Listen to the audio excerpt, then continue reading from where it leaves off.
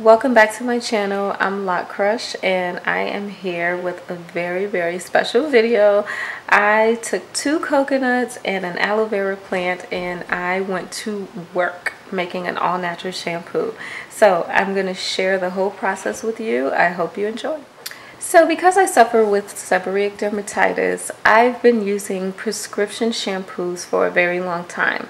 And they are very drying, very moisture stripping, and very counterproductive. So I've been playing around with these all-natural ingredients, trying to find a better solution for my scalp, and I have to say I'm quite pleased with this shampoo. The pH balance of our scalp is normally between a 4 and a 7, and this shampoo registers between a 7 and an 8, which is pretty good.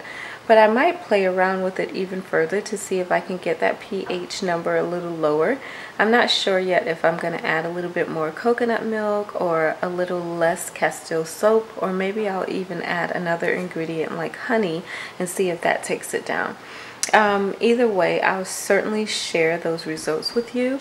I used 2 whole coconuts to extract the coconut milk and coconut oil. I also used 1 large aloe vera plant to extract the juices from that, and I also add a couple of other ingredients to make a DIY shampoo. If you're a fan of using Castile soap to wash your locks, then I also include that.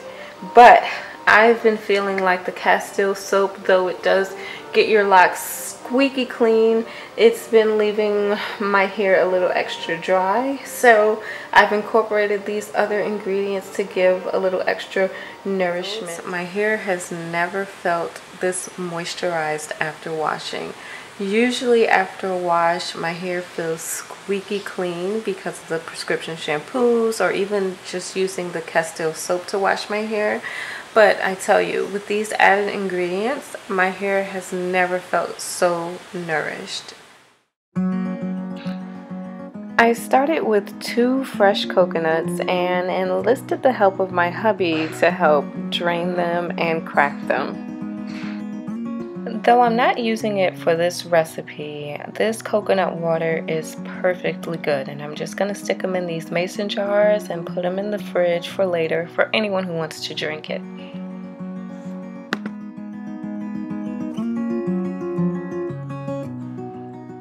To crack the coconut, my husband just gave it a hard knock all the way around the perimeter, and then it easily just broke on that line.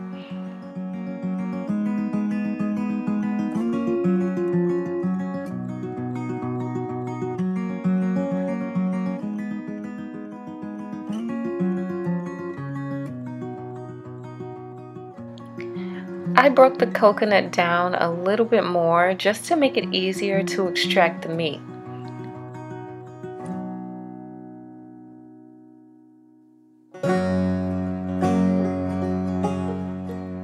I just used a knife and went all the way around to extract the meat, and it was pretty easy. It sort of popped right out. And then you can see that there's still a little bit of skin on there, so I just used a knife to peel it the best that I could and put it all in a bowl. Once I had all of my coconut in the bowl, I went ahead and cut it down to even smaller sizes to make it easier to blend up in my bullet. And once I had them all cut into small enough sizes for the bullet, I rinsed them off.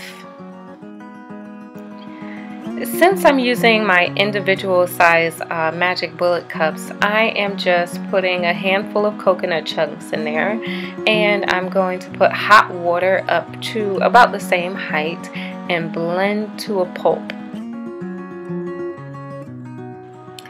I'm using my milk nut bag to drain the coconut milk, and I love the milk nut bag because it doesn't leave any residue behind.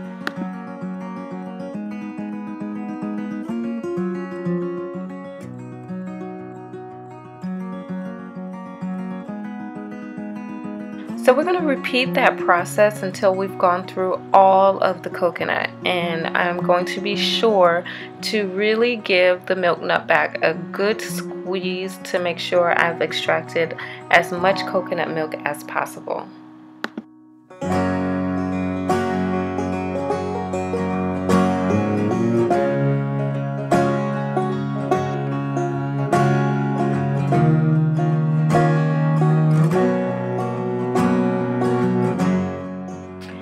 After I've squeezed out most of the milk, this pulp is still good. I'm not going to throw that out. As you can see, these are perfectly good coconut flakes.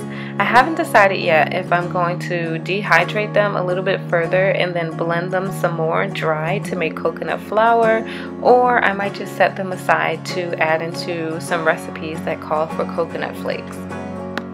You can see that the coconut cream and the coconut water have already started to separate, but I'm going to stick this in the fridge so that it can further solidify to make it easier for me to scoop the cream right off the top. After 24 hours in the fridge, the coconut cream solidified enough for me to grab a ladle and be able to just scoop the cream off the top. I'll use the bottommost coconut water in place of regular water to make my rice and peas for Sunday dinner. Half of the coconut cream I'm going to cook down on the stove to make homemade coconut oil. The other half I'm going to set aside and use later for our shampoo. Now, I am no coconut expert by any means. This is my first time trying this, but I have to say I am pretty happy with the results. I went ahead and cooked the coconut for about an hour on the stove until the oil separated, and then I let it cool and I drained out what was left, and here's my coconut oil. So I'm going to set our coconut ingredients aside for the moment and get started on our aloe vera. So I have this one large stem. I'm going to slice it in large chunks and extract all of the meat out.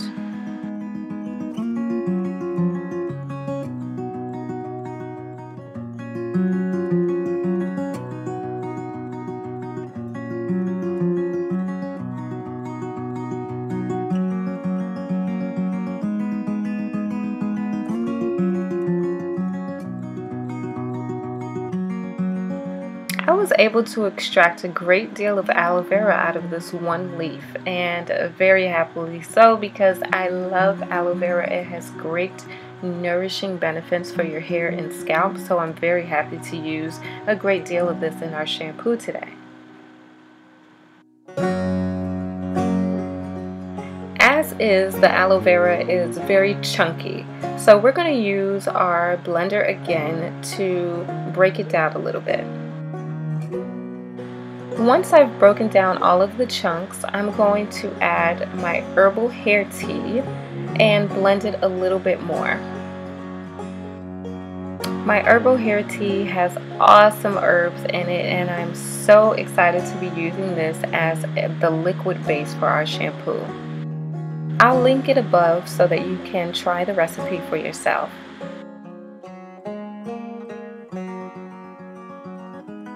Next up, we're going to add about a half a cup of the fresh coconut cream that I reserved.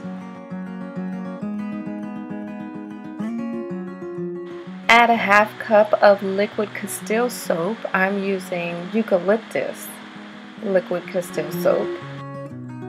I'm adding a few drops of tea tree oil. And I'm also going to add about a quarter cup of the coconut oil that we made earlier today.